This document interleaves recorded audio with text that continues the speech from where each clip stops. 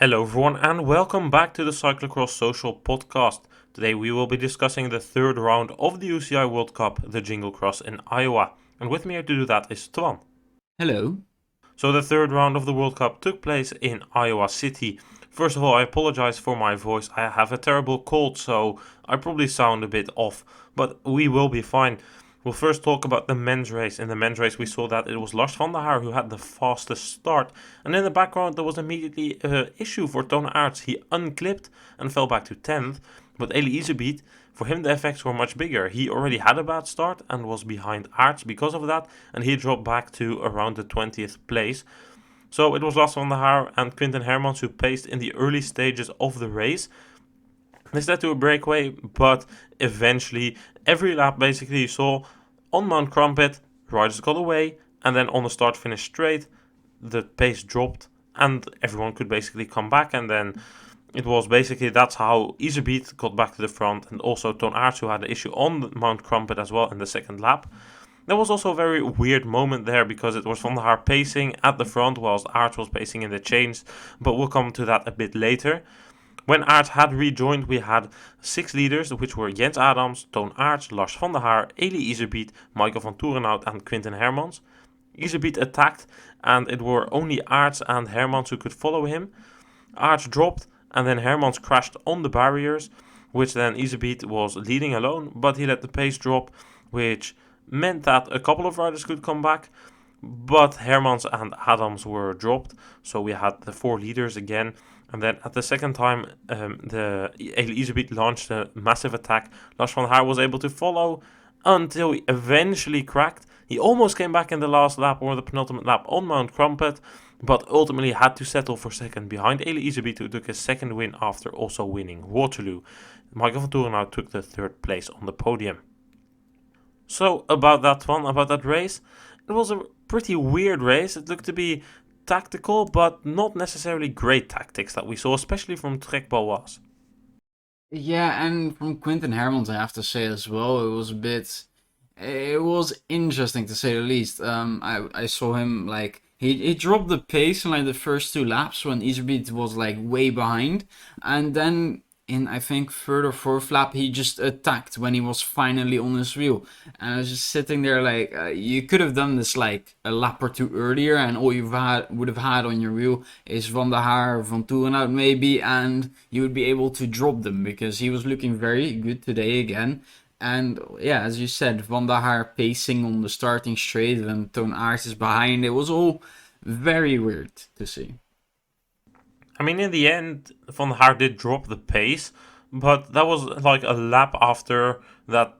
I mean, he had already been riding for a lap with Aerts in the chase, and for some extent, I can understand why he was pacing, because he was afraid that he would be taken in the sandwich by the Paul South riders, which eventually happened when he dropped the pace. But the pacing on the start-finish straight was very weird.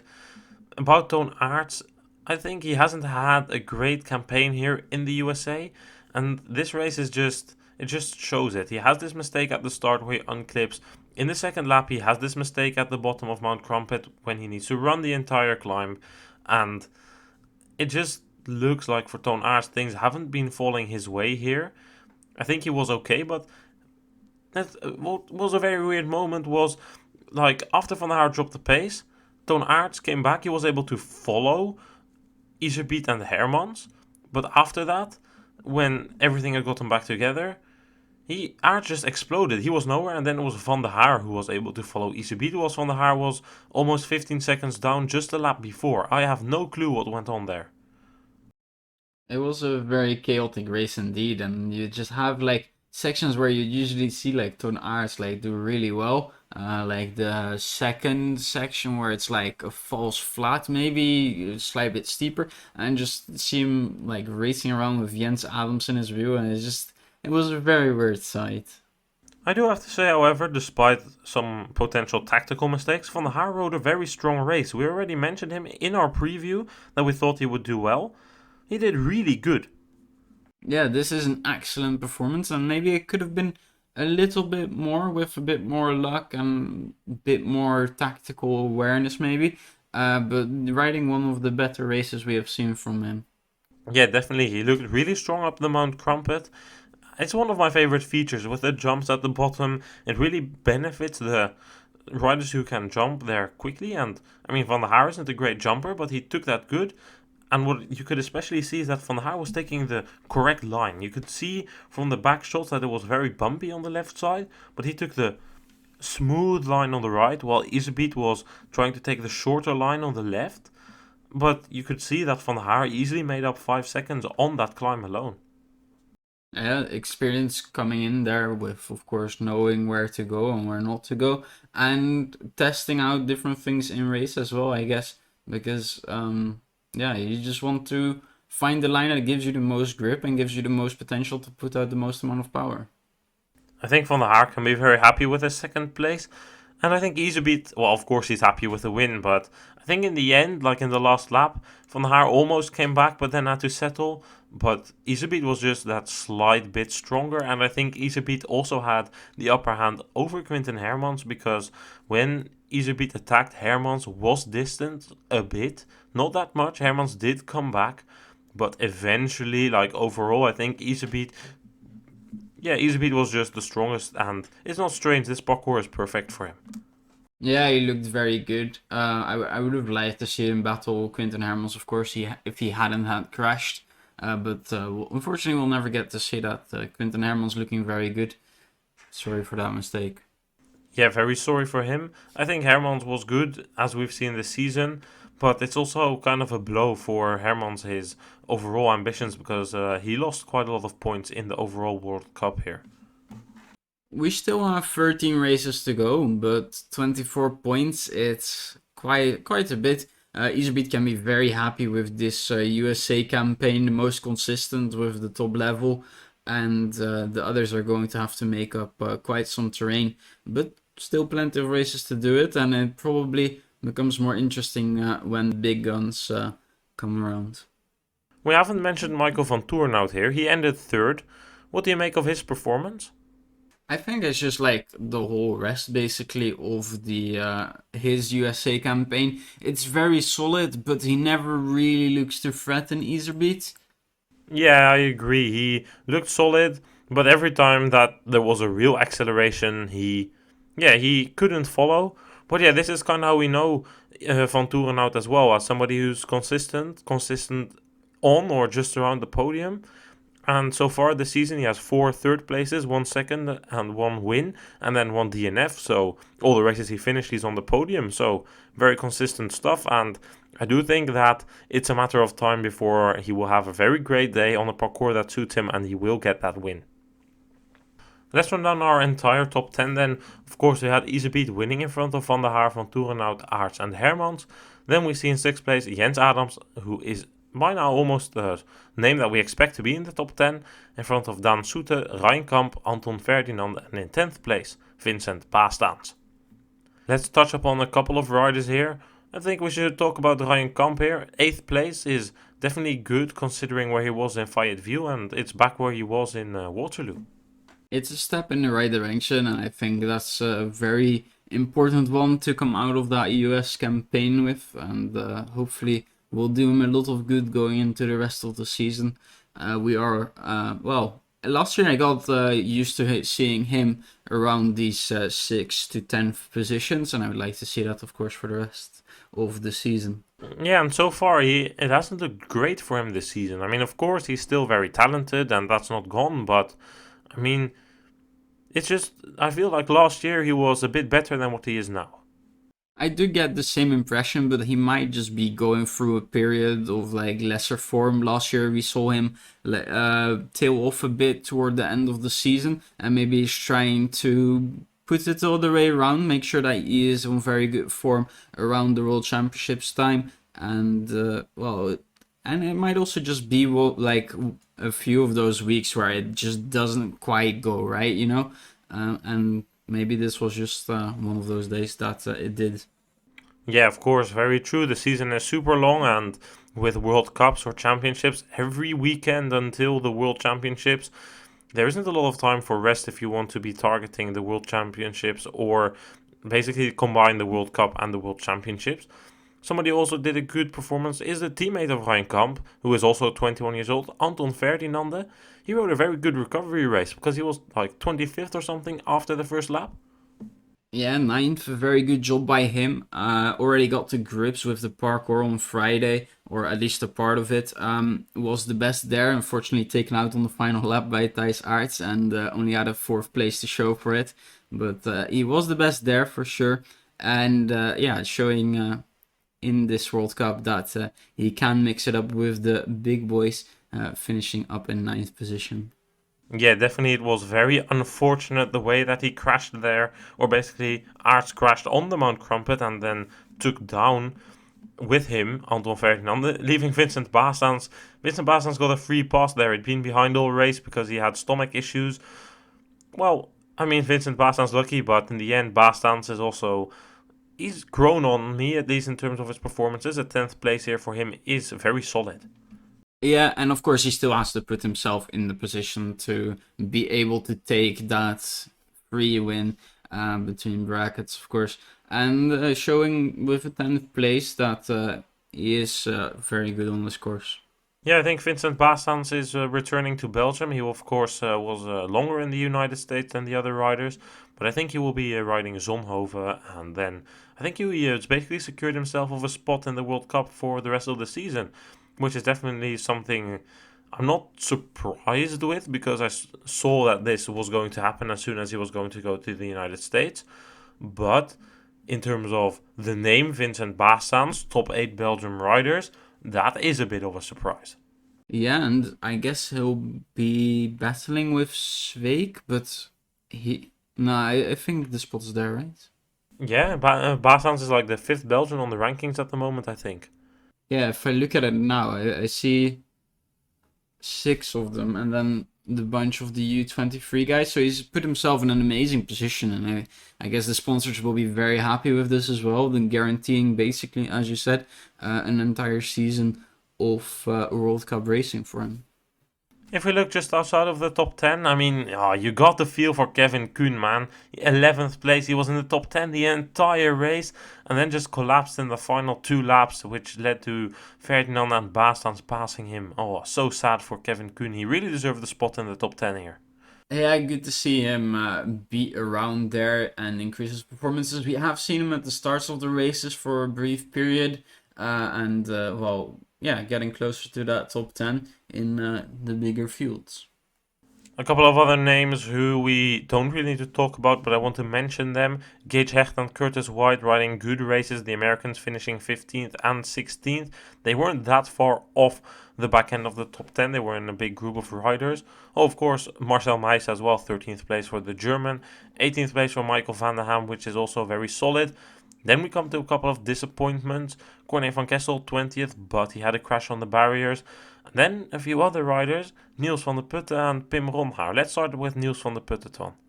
Yeah, it's well, a 21st place is just not quite what we were hoping for, having a very solid campaign here so far in the USA, not finishing it in the way that he would have wanted to.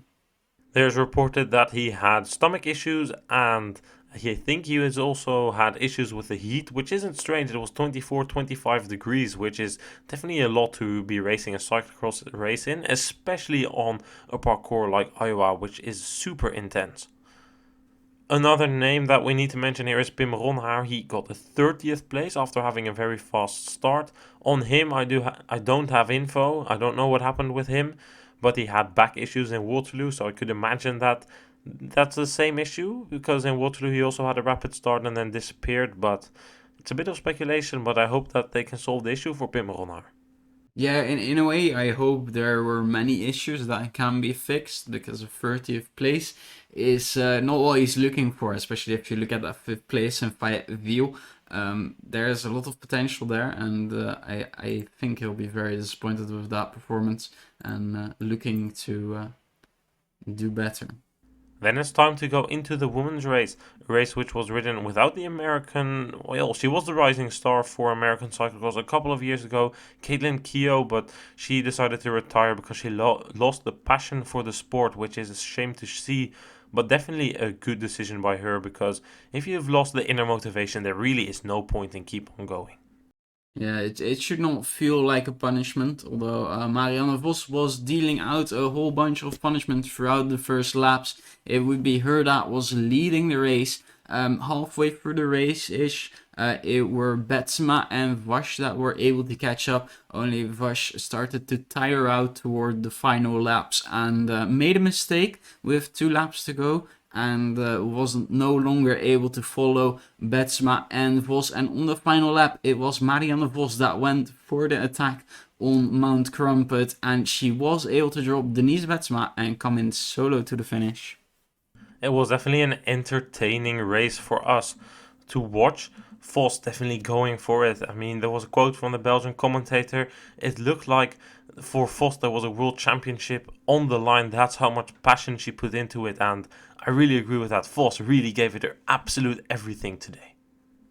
And it was a beautiful performance. I was expecting to see a bit more racing like Waterloo and Fayetteville, where she was a bit hesitant to take up the charge of the race, but she really took it to everyone. And especially going for the solo on the final lap, I was kind of surprised. I figured she would just wait for the sprint, but going for security.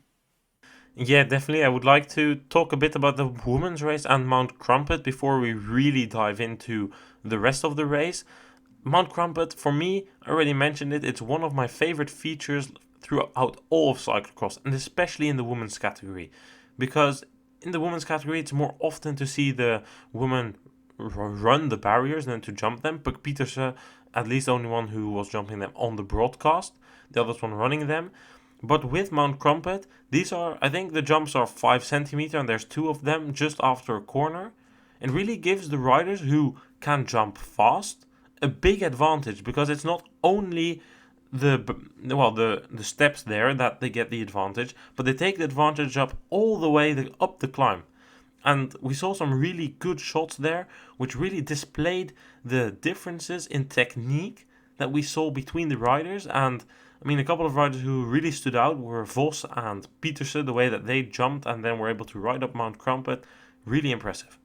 Yeah, it's a very crucial feature. Like if you're not able to get up there, it's just a very painful and long walk. You lose time, but you also, I feel like it would lose you a lot more energy having to walk up there every single lap. And even if you're not able to get onto it as efficiently as some others could because of different lines, different jumps, etc., like you just lose a lot of time in a place that where, yeah, basically the race gets decided most of the time. Yeah, especially in a heat like this, the running really drains your legs and you really blow up. So that's definitely not good if you need to run. Brandt among the riders that needed to run every single lap. I think the women's race was 6 laps, and Brandt decided to run the first 4, if I'm not mistaken. She did indeed try one, where one of the 2 that she rode up, I remember, she rode into the back of Puck Pieterse, who was struggling up there, and then the second one that she tried, she struggled with the last bump, the last tough bump in that climb before it, so she wasn't able to get up there a single time, I believe. Yeah, definitely that's the case. And I think in the first 4 laps, don't correct me if I'm wrong on the lap number, but anyway, in the beginning of the race, she committed to running. And I feel like this is down to Brandt. Of course, she was known for not having a great technique. She worked on that, but I feel like she didn't work on the jumping part, because everyone runs anyway, so it doesn't really matter. She put her time and energy in something else, which isn't necessarily bad. But I do think it cost her yesterday, because in the first 4 laps, she didn't have the confidence and to jump, and in the final 2 laps, when she was trying to ride it, it also didn't look smooth. Basically the same for Betsema. Betsema and Brandt, when they jumped, they almost needed to start sprinting up that climb from a standstill, which is definitely not ideal. No, and I think it caused Brandt potential to challenge for a podium. She was able to limit the damage very well, as she was just steadily riding through the course and was able to catch up and drop a few people along the way. But she was definitely limited by the lack of ability in that section of the course. Is fourth. It's not as bad as it could have been. No, there's also reports that Lucinda Brandt had a bad cold, just like I am experiencing, and it's true it affects her performances, but I think overall that Brandt, the real bottleneck for her was Mount Crumpit. Mount Crumpit was also where Denise Betsema eventually got dropped by Marianne Vos in the last lap, but before we got there, we had Capablanca Vos who made a really strong impression. Yeah, Capablanca Vos, we have seen it before. Very strong rider on the bike and really able to get a lot out of it yesterday in Iowa. Unfortunately, she couldn't quite hang on to maybe get even closer to that victory. But yeah, looking very, very strong. And that U23 jersey might not be going anywhere this rest of the season. Yeah, perhaps, but Vos is skipping Zonhoven and Pietersen looks to be riding there, so that could be costly points that Vos misses, or I should actually say Vas, as that's how we should pronounce it according to one of our Hungarian listeners. So Capablanca Vos is skipping Zonhoven, but she looked strong until she made that mistake. She said herself that that was due to tiredness, so considering it was down to tiredness, I don't think that she could have been able to compete for the win or the second place. Yeah, it's probably true. However, I do once again put my question marks around the tactics of Denise Betsema. She wasn't really riding, and then as soon as Vash had that issue, Betsema starts pacing, basically putting Vos into prime position going into the last lap.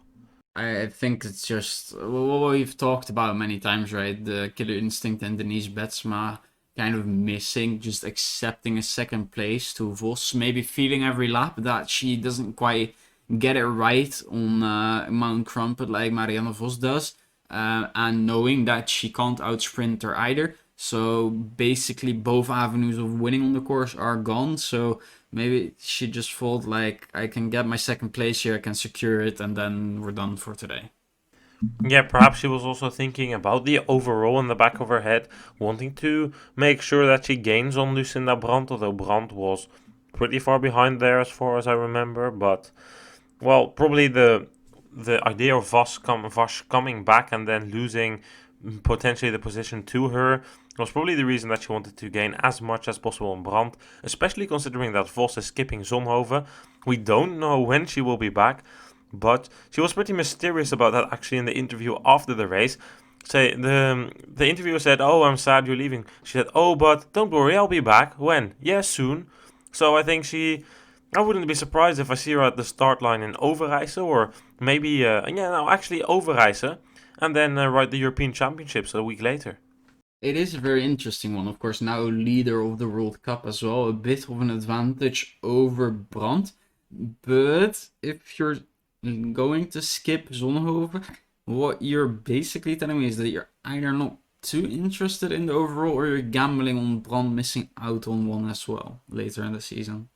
Yeah, I wouldn't be surprised if most riders miss one race, and actually I wouldn't be opposed against the rule that basically scraps your worst one or two results, because I feel like everybody should have the opportunity to miss one or two races due to whatever happens. If you need a rest, if you have a crash the day before, whatever, I wouldn't think that's bad, especially considering there's 16 races.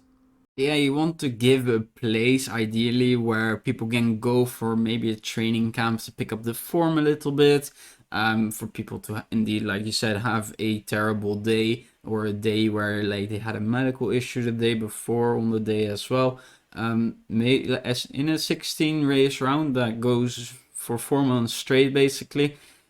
I think there is certainly space to miss out one or two races. The danger that you have though if you implement this is that riders are going to like tactically pick them to avoid traveling as much. Yeah, that's definitely a case, but I think there should be a way to work around it. I mean, in other sports like biathlon, it also works pretty well, in my opinion, so I wouldn't be opposed against it. Let's run down the entire top 10 then. We had the win for Marianne Vos, who took back the lead in the World Cup, ahead of Denise Betsema, Capablanca Vos. Then 4th place, Lucinda Brandt, ahead of Puk Pietersen, Annemarie Worst in 6th, Helene Clausel in 7th, Sherin van Androoy in 8th, Jara Kastelein in 9th, and Ava Lechner rounds off the top 10.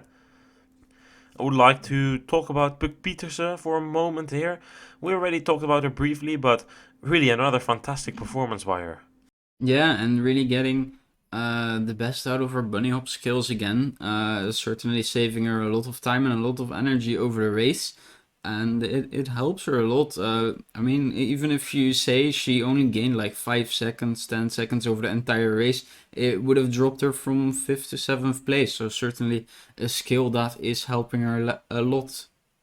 And others should be developing, maybe.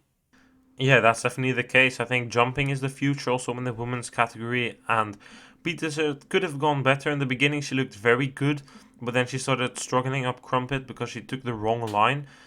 And I mean, yeah, I mean, she's still 19 years old, so enough time for her to learn.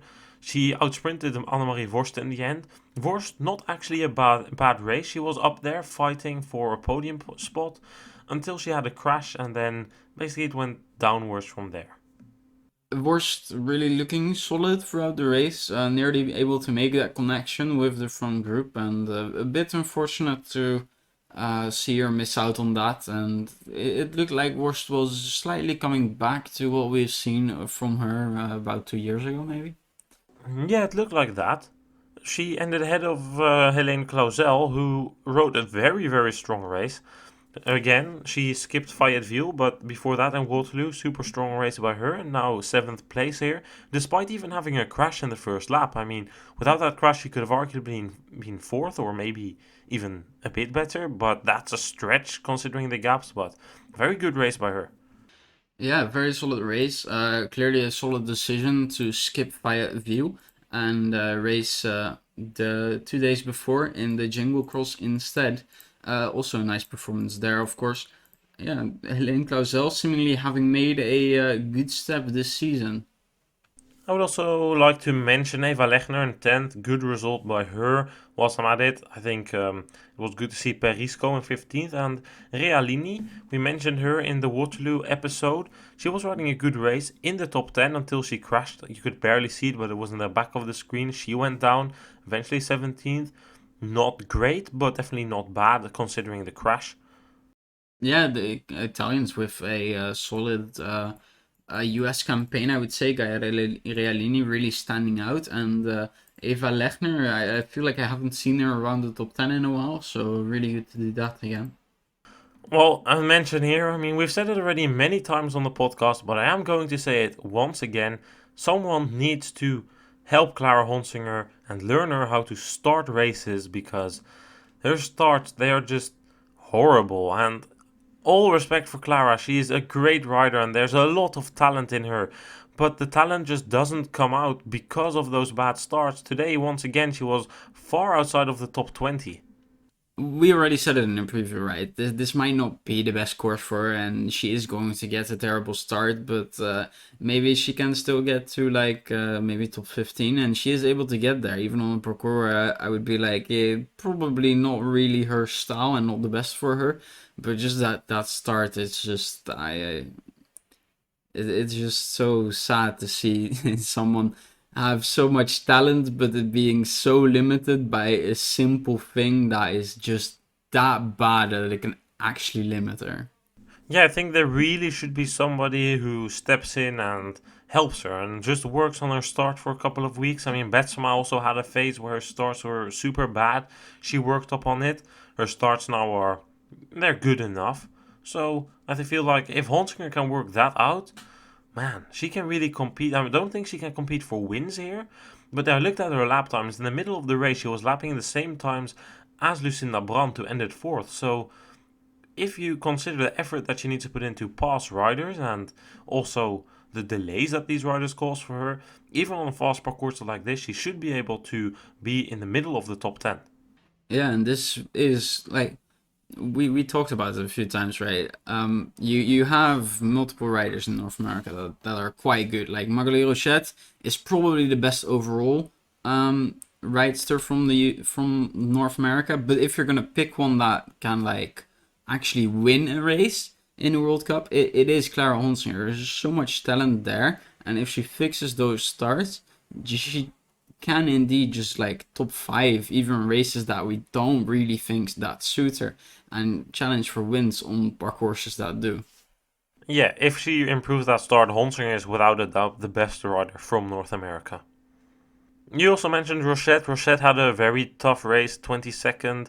She had a crash, broke her bike, so not ideal for her. But I think Rochette overall can be happy, and I think, but this is just what I think. I've been looking at the start list for the USA races next week.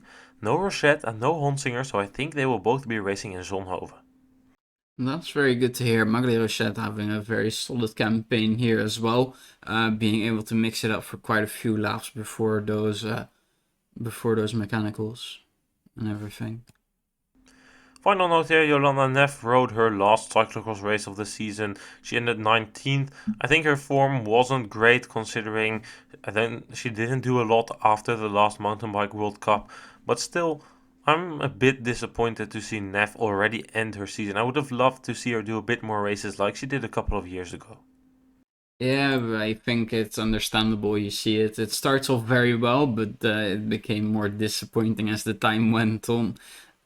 So understandable that she maybe isn't as interested in getting back involved. Yeah, it's definitely understandable, especially considering the pretty long season she had, of course, peaking for the World Championships, but before that, peaking for the Olympics, where she won, and of course, all the World Cups. So it's definitely a wise decision, but it just frustrates me. I want to see these riders at their best in the cyclocross. Hopefully, she'll do some more races at the end of the season, maybe trying to build up toward a decent World Championships race. Nah, she said it in an interview that she won't be doing any other cyclocross races this season, but we can hope for next year. That's disappointing, yeah. Well, Twan, thank you for joining me today. I think we've had it for this episode. Thank you for having me on. I would also like to thank all our listeners. The support on the podcast has been great this year, and share this with your cyclocross friends. We will be back making a preview for Zonhoven, and then after that we have a double weekend next week. We have the Superprestige in Ruddervoorde and the World Cup in Zonhoven. Catch you guys then. Goodbye.